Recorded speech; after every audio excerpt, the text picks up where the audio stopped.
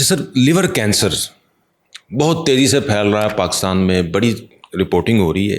क्या वजह है, क्यों फैल रहा है पाकिस्तान में, जिगर लोगों के क्यों फेल हो रहे हैं? अच्छा, ये देखें कि जो जिगर का सरतान या लिवर कैंसर जिसको उर्फ़ में कहते हैं, इसमें ज़्यादातर तो कैंसर लिवर के अपने प्राइमरी कैंसर हैं, और कुछ उसमें जो हैं वो लिवर के कैंसर नहीं होते, वो आंत से या प्रोस्टेट से या मुख्तलिफ जगह से फैल के भी लिवर के अंदर आते हैं। सो ये दो मेजर ग्रुप हैं, एक प्राइमरी ट्यूमर लिवर का और एक मेटास्टेटिक डिजीज़ जो दूसरी जगह से आ रहा है। अब जो प्राइमरी लिवर के ट्यूमर हैं उनमें भी दो मेजर ग्रुप हैं। एक है जिसको हम कहते हैं हेपेटोसेलुलर कार्सिनोमा, लिवर का अपना सरतान, लिवर के सेल का सरतान। दूसरा उसको कहते हैं कोलेंजियोकार्सिनोमा, जो उसकी डक्ट का कैंसर है। ठीक है ना जी। तो आज जो हम अभी आप बात कर रहे हैं वो मेनली है, जो कॉमन चीज़ है वो है हेपेटोसेलुलर कार्सिनोमा, जिगर के सेल का सरतान। अच्छा, आप ये देखें कि जिगर के सेल का जो सरतान है, इसकी मोस्ट कॉमन कॉज क्या है? उसकी मोस्ट कॉमन कॉज है cirrhosis of the liver. Cirrhosis यानी कि hepatitis B C. Hepatitis B C की वजह से जब जिगर एडवांस स्टेज में डैमेज और फाइब्रोसिस होकर सुकड़ जाता है, ये सबसे बड़ा रिस्क फैक्टर है कैंसर बनने के लिए। तो क्या इंटरनेशनल गाइडलाइन सारी कहती हैं कि वो मरीज़ जिसका जिगर सुकड़ गया, सिरोसिस हो गया, बेशक पानी अभी नहीं भी है, लेकिन अल्ट्रासाउंड कह रहा है कि लिवर कोर्स हो गया, इरेगुलर हो गया, खुरदरा हो गया, तो ऐसे मरीज़ को एवरी 6 मंथ्स अल्ट्रासाउंड से स्क्रीनिंग करना है। क्योंकि इस मरीज़ में इस मरीज़ में कैंसर होने के रिस्क आम पॉपुलेशन से बढ़ गए। जब बढ़ गए तो आपने इसको स्क्रीन करना है। क्यों स्क्रीन करना है? स्क्रीन इस वजह से करना है कि आपने वायरस को अर्ली स्टेज में छोटे साइज पे पकड़ना है। ठीक है। अगर ट्यूमर छोटा है और डायग्नोज हो गया तो ट्रीटमेंट ऑप्शंस बहुत सारी इफेक्टिव अवेलेबल है। जब ट्यूमर बड़ा हो गया फिर उसकी इफेक्टिव ट्रीटमेंट बहुत मुश्किल है और कई जगह पे हो भी नहीं सकती। सो जिगर के अंदर जो रसोली बन रही है या कैंसर बन रहा है, उसको आपने हर 6 माह बाद देखना है। अब आपका सवाल अगला ये हो सकता है कि भाई 6 महीने बाद क्यों? ये ट्यूमर का डबलिंग टाइम 6 मंथ्स है। ठीक है। यानी अगर आज आपने देखा 2 सेंटीमीटर है तो 6 महीने बाद ही 4 सेंटीमीटर होगा, जो ऑन एवरेज इसका साइज। ठीक है। इस वजह से सारी गाइडलाइंस कहते हैं कि एवरी 6 मंथ्स आप अल्ट्रासाउंड करें। हाई रिस्क पॉपुलेशन में 2 ग्रुप्स हाई रिस्क हैं। एक ये जिनको सिरोसिस है, दूसरा ये जिनको हेपेटाइटिस बी है किसी भी वजह से। सिरोसिस ना भी हुआ हो, सिर्फ बी है तो भी, सिर्फ बी है तो, क्योंकि वो न्यूक्लियस के अंदर डीएनए में जाके बैठता है, वहां जाके म्यूटेशन करता है, कैंसर कर देता है। सो जिन लोगों को सिरोसिस है और जिन लोगों को क्रॉनिक हेपेटाइटिस बी है, सिरोसिस ना भी हो, ये वो ग्रुप है जिनको आपको रेगुलरली देखते रहने की जरूरत है। उन्हीं में कैंसर ज्यादा होता है जिगर का। तो सर ये कितनी देर में, यानी कि अगर आज डायग्नोसिस हुआ है जिगर का कैंसर, एक तो ये बताएं कि इसके लिए फिर टेस्ट स्टेज वाइज कौन कौन से होंगे और फिर इसका जो है वो ट्रीटमेंट क्या क्या हो सकता है? देखें कि जब आपको पता चला कि कैंसर है, जनरली पेशेंट आते हैं अल्ट्रासाउंड की रिपोर्ट के साथ कि अल्ट्रासाउंड करवाया, किसी भी वजह से पेन हुई ना हुई, या वैसे स्क्रीनिंग करते हुए। मेरे बहुत सारे पेशेंट जो सिरोटेक हैं जिनको मैंने फॉलोअप में रखा हुआ है, तो 6-6 महीने बाद मुझे अल्ट्रासाउंड करवा के दिखाते हैं। उनमें से किसी ना किसी का कुछ साल में 2 साल में एक आधे का निकल आता है ट्यूमर। तो जब आपके पास छोटा ट्यूमर एक निकल आया तो पहली स्टेज क्या है? पहली स्टेज ये है कि आपने सीटी करके उसको कंफर्म करना है। अल्ट्रासाउंड पे जो आपको लिए नजर आता है, जरूरी नहीं कि वो हेपेटाइटिस कार्सिनोमा ही हो, वो कई दफा डिस्प्लास्टिक नोड्यूल भी होता है। सो आप सीटी करते हैं, कंट्रास्ट एनहांस सीटी, इसको कहते हैं बाईफेजिक सीटी एब्डोमेन। तो उसमें उसके कंट्रास्ट डायनामिक्स जब इस किस्म के आते हैं कि अर्ली फेज में वो ब्राइट होता है और फिर बाद में वो डिलेड फेज में वॉश आउट करके ये ब्लैक हो जाता है, तो ये फिर डायग्नोस्टिक हो जाता है। तो एक तो आपने करना है सीटी, दूसरा आपने ट्यूमर मार्कर करने हैं। जो ट्यूमर सेल्स हैं वो कुछ खास तौर की प्रोटीन्स रिलीज करती हैं ब्लड में, जिसको आप ब्लड के टेस्ट में कर सकते हैं। उसमें से एक जो सबसे अहम है वो है अल्फा फीटोप्रोटीन। ये एक ब्लड का टेस्ट है। ब्लड का सैंपल 2 cc आप देंगे, लैब को देंगे, उनको अल्फा फीटोप्रोटीन कर दें, वो रिपोर्ट दे देंगे। तो तकरीबन 30-40% जो कैंसर वाले होते हैं उनमें अल्फा फीटोप्रोटीन भी बड़ा होता है। इसी तरह का एक टेस्ट और है, उसको कहते हैं पिवका-2। तो ये 2 कॉमन ब्लड के टेस्ट हैं जो साथ अवेलेबल है, और साथ आपने सीटी करना है, तो आपका डायग्नोसिस की बिट हो जाएगी। सर डायग्नोसिस हो गया, अब ट्रीटमेंट क्या है इसका सर? जी हाँ, देखें ये बड़ा अहम सवाल है, क्योंकि जो ट्रीटमेंट है, मरीज़ मेरे से पूछते हैं कि जी हेपेटाइटिस अब रसोली आ गई, अब करना क्या है? तो इसमें बड़ी अहम चीज़ है कि इसमें 3 फैक्टर अहम हैं। यानी इलाज किसी एक चीज़ पे डिपेंड नहीं करता। वो 3 फैक्टर क्या हैं? नंबर 1, ट्यूमर का साइज़ क्या है, ट्यूमर की लोकेशन क्या है, ट्यूमर वेसल के अंदर जा रहा है या नहीं जा रहा, ट्यूमर ने डक्ट को ब्लॉक किया हुआ है कि नहीं। यह है पहला फैक्टर। दूसरा फैक्टर, लिवर की ओवरऑल कंडीशन क्या है। ठीक है, यानी पानी बना हुआ है, खून की उल्टियां आ रही हैं, या लिवर में अभी कुछ जान रिजर्व बाकी है। यह है दूसरा फैक्टर। तीसरा फैक्टर ये है मरीज की ओवरऑल फंक्शनल स्टेटस क्या है, यानी मरीज अच्छा भला चलता फिरता फिजिकली ठीक मरीज है या बेड बाउंड मरीज है, तो इसको हम फंक्शनल स्टेटस कहते हैं।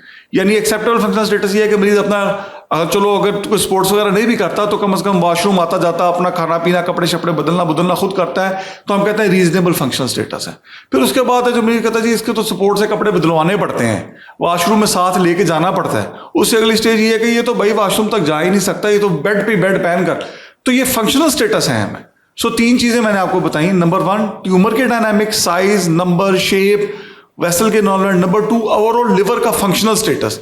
और नंबर 3 मरीज का अपना ओवरऑल हेल्थ, यानी वो मरीज अगर डायबिटिक है, हाइपरटेंसिव है, क्रॉनिक किडनी डिजीज है, पहले डायलिसिस पे है या उसकी बाकी भी प्रॉब्लम्स चल रही हैं, तो फिर वो उसके ट्रीटमेंट ऑप्शन। तो ये 3 चीजें होंगी तो ट्रीटमेंट ऑप्शंस की बात करेंगे, जो मैं आपको बताता हूँ। ट्रीटमेंट ऑप्शंस क्या है? ट्रीटमेंट ऑप्शंस में वेरी वेरिड है और अल्हम्दुलिल्लाह पाकिस्तान में सारी ही अवेलेबल है। नंबर 1 पहले हम बात करते हैं क्यूरेटिव ट्रीटमेंट ऑप्शंस की, यानी वो जिससे कैंसर खत्म हो जाए, वो क्या ऑप्शंस है? उसमें पहली ऑप्शन है लिवर रिसेक्शन, यानी अगर आपका जिगर ठीक है और ट्यूमर साइड पे पड़ा हुआ है, मेन वेसल को एंगेज नहीं कर रहा, तो आप छोटी सर्जरी करके लिवर के उतने हिस्से को लिवर सर्जन निकाल देता है, इसको कहते हैं लिवर रिसेक्शन। तो ये क्यूरेटिव ट्रीटमेंट है कि जब एक दफ़ा वो हिस्सा ही निकाल दिया ट्यूमर का, और अगर आपका लिवर सर्जरी बर्दाश्त करने के काबिल है तो ये अच्छा हाल है। नंबर टू ऑप्शन है जो फिर क्यूरेटिव है, वो है लिवर ट्रांसप्लांट। यानी अगर आपको लगता है कि भाई जिगर कमज़ोर है और ये रिसेक्शन जब करेंगे लिवर का एक हिस्सा निकालेंगे तो ये बैठ जाएगा, तो फिर लिवर रिसेक्शन ना करें, फिर आप लिवर ट्रांसप्लांट करें, एक डोनर लेके भैया पूरे का पूरा लिवर इसको बाहर निकालें और नया लिवर रखें। उसके भी सर्टन क्राइटेरियाज हैं, यानी हर पेशेंट का लिवर ट्रांसप्लांट नहीं हो सकता, उसके साइज, उसके नंबर, उसके फंक्शनल स्टेटस, उसका डोनर अवेलेबिलिटी, उसके फाइनेंसिस, ये सारी चीज़ें ट्रांसप्लांट से पहले चाहिए। तो इसकी डिटेल में हम अलग से लिवर ट्रांसप्लांट पे कुछ बात करेंगे। सर आप उस पहली टीम में थे जिसने ट्रांसप्लांट किया पाकिस्तान में? जी हाँ, आपको पता है कि आप भी उस टीम का हिस्सा थे कि हमने जो पाकिस्तान का पहला डिसीज डोनर लिवर ट्रांसप्लांट था, आमिर उसका नाम, तो माशाल्लाह अभी भी हयात है, वो भी जिंदा है, is doing very well. Sir तो जब तक 100 तक लिवर ट्रांसप्लांट हुए शेख ज़ायद, उस वक्त तक मैं टीम का पार्ट था। उसके बाद सर अब तो माशाल्लाह लिवर ट्रांसप्लांट ऐसे हो रहा है जैसे पित्ते का ऑपरेशन हो रहा है, जो आहिस्ता आहिस्ता अब एडवांस हो गया है, एडवांस हो गया। अच्छा, तो हम कर रहे थे हेपेटोसेलुलर कार्सिनोमा की बात, यानी कि लिवर रिसेक्शन फर्स्ट, अगर फैल गया तो फिर आप ट्रांसप्लांट करवा लें। नहीं, अगर लिवर के अंदर ही है और लिवर का स्टेटस अच्छा नहीं है जी, कि आप लिवर के सेगमेंट को निकालेंगे, तो अगर लिवर का फंक्शनल रिजर्व अच्छा नहीं तो वो लिवर डीकम्पनसेट कर जाएगा, तो ऐसे पेशेंट्स को फिर पूरा लिवर भी बदलें, साथ ही ट्यूमर भी निकल जाएगा। ठीक है, ये है दूसरी क्यूरेटिव ऑप्शन। इसके बाद आ जाती है लोको रीजनल ट्रीटमेंट। उसमें एक ट्रीटमेंट जिसको कहते हैं रेडियो फ्रीक्वेंसी एब्लेशन, दूसरी है माइक्रोवेव एब्लेशन। ये क्या है? ये एक जदीद तरीका इलाज है जिसमें आपके पास एक नीडल होती है, वो नीडल आप लिवर ट्यूमर के साथ अल्ट्रासाउंड गाइडेड अंदर घुसाते हैं, फिर उसकी खोलते हैं तो उसकी एक अम्ब्रेला बन जाती है। उसको आप जनरेटर के साथ, मेडिकल ग्रेड जनरेटर होता है जो हीट जनरेट करता है उसके अंदर, तो वो इतना एरिया जहाँ वो छतरी होती है 3 से 4 सेंटीमीटर तक का लिए, वो उसको एरिया को बर्न कर देता है। ठीक है, तो लिवर निकालना भी नहीं पड़ा, रिसेक्शन भी नहीं करनी पड़ी, और वो जितना एरिया था उसको बर्न कर दिया, उसको जला दिया। तो ये भी एक क्यूरेटिव ट्रीटमेंट है। तो ये 3 क्यूरेटिव ट्रीटमेंट है। इसके बाद आ जाती है पेलिएटिव ट्रीटमेंट। ये उन पेशेंट्स के लिए हैं जिनको हम देखते हैं कि भाई ये सर्जरी टॉलरेट नहीं कर सकते, ट्रांसप्लांट के लिए लेट्स से डोनर नहीं है या ट्रांसप्लांट क्राइटेरिया से बाहर है, या सरफेस के बहुत करीब है या मेजर वेसल के करीब है तो RFA नहीं हो सकता, या बड़ा लीजन है और RFA 3-4 सेंटीमीटर से बड़े लीजन को कवर नहीं करता, तो फिर हमारे पास ऑप्शन क्या है? फिर हमारे पास ऑप्शन आ जाती है टेस की या TAE की। टेस क्या है? टेस एक तरीका इलाज है जिसमें आप एंजियोग्राफी के ज़रिए से, यहाँ से जैसे एंजियोग्राफी कार्डिक होती है, तो आप उसको वेन में से जाके, अपना आर्टरी में से जाके आप हेपेटिक आर्टरी में जाते हैं और फिर वहाँ से कैथेटर स्टीयर करते हुए कंट्रास्ट देते हैं, वहाँ पहुँचते हैं जो लिवर की फीडिंग वेसल है, जो खून की शरेआन जिगर को सप्लाई दे रही है। और हमें ये पता है बाय आवर नॉलेज कि hepatocellular carcinoma are very vascular tumour, इनकी ब्लड सप्लाई बड़ी ज़्यादा होती है, तो उसकी, यानी कि ये खून के जरिए बहुत तेजी से फैलते हैं। हाँ, ये खून की नालियों सप्लाई बड़ी लेता है। अच्छा, यानी इसको ग्रो करने के लिए ये हाइपर वास्कुलर ट्यूमर है। जब ये ग्रो करता है तो इसको हेपेटिक आर्टरी से एडिशनल ब्लड वेसल्स मिलती हैं। ठीक है, जब ये ग्रो करता है तो आप उनकी जो फीडिंग वेसल है उसके अंदर चले जाते हैं, उसके अंदर जाके तो कीमोथेरेपी फिर अंदर इंजेक्शन देते हैं और पीछे से उसको आर्टरी को ब्लॉक कर देते हैं। ठीक है, तो उससे क्या होता है कि वो कीमोथेरेपी सिस्टेमिक देने के जो साइड इफेक्ट हैं वो नहीं होते, वो लोको रीजनल वहीं पे ट्यूमर को डायरेक्टली यानी कि उसी हिस्से को आपने कीमो दी और उसको फिर ब्लॉक कर दिया कि यहाँ से बाहर ना जाए। जी हाँ, तो वो वहीं पे कीमोथेरेपी रहती है, लोकली एक्ट करती रहती है, एज अपोज टू जब जनरल कीमोथेरेपी देते हैं साइड इफेक्ट बहुत ज्यादा है सर। इसके साइड इफेक्ट रिलेटिवली कम है। ठीक ये होगी। इसके बाद अब आपके पास आ गया, अगर आप जो फर्दर है उसको फिर अब कीमोथेरेपी है।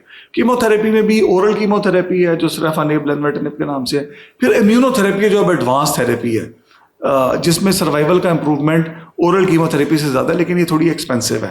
तो इम्यूनोथेरेपी में आप अटीजोलूजीमैब, बेवरकोजुमैब जो है ना, ये कम्बिनेशन में देते हैं। एवरी 3 वीक्स जो है ये इंजेक्शन लगते हैं पेशेंट को। तो हम 3 to 6 मंथ्स में रिस्पॉन्स देखते हैं, अगर रिस्पॉन्स आ रहा है तो ये चलता रहता है। तो ये ट्रीटमेंट ऑप्शन है। सर बहुत शुक्रिया सर, थैंक यू।